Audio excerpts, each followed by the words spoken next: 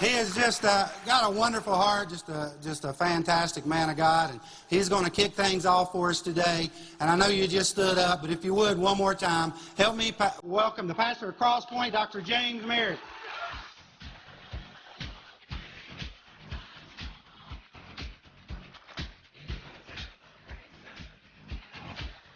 Well, thank you. I'm so glad he's doing great in fortune. He'll never make it as a comedian. We're glad that you're here, and I want to answer a question right up front, which is a very fair question that I'm asked repeatedly, and that is, why am I in fortune?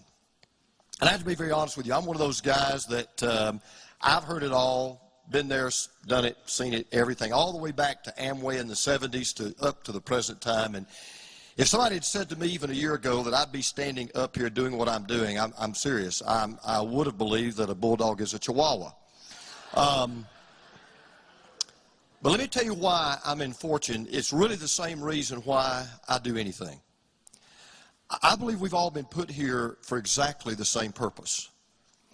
The Bible says in 1 Corinthians 10:31, whatever you do in word or in deed, do all to the glory of God.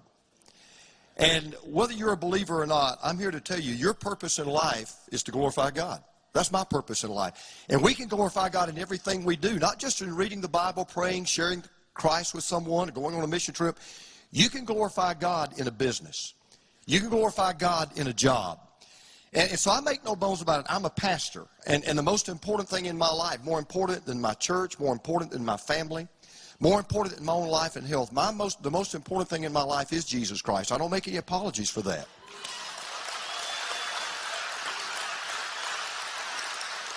But having said that, I want to do all that I can to build his kingdom while I'm on this earth. And so one of my best friends in the world is Buddy Boone. And when Buddy approached me with this opportunity, I looked at it. Buddy will tell you, I didn't jump right in immediately. I studied it. I prayed over it. I thought it through. We met 2 or 3 times.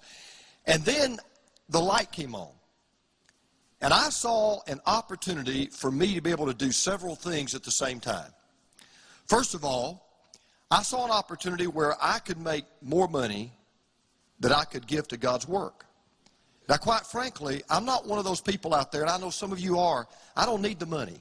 It's not that I'm a wealthy person, but the church is very good to me. I do a lot of speaking, and I'm very careful with my money. And so it's not that I need the money. And even if I did, I wouldn't do it for the money.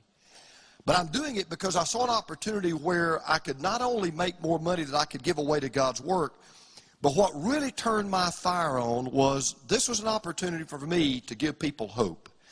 Let me tell you something that's happened to me as a pastor that's happened more in the last year and a half than it happened in the prior 10 or 15 years of my ministry. It used to be when people would come up to me with tears in their eyes after a service, I always knew what was coming. I've got cancer. My wife's left me. My kids are on drugs. And I still get quite a bit of that, don't misunderstand me. But let me tell you what I've heard more in the last year and a half than I've heard in the last 15 years put together. Now when they come to me, I've lost my job.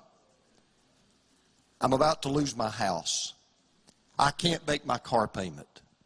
I don't know how I'm going to buy groceries for my family next week. And so for the first time in my ministry, rather than simply saying, well, let me pray for you, I now have an opportunity to say, and I don't use the church to promote it, I just simply say, I've got an opportunity I'd like you to look at. And all I want is 30 minutes of your time. And I've been able to help person after person after person. That's the second thing. I'll tell you the third thing we don't talk about.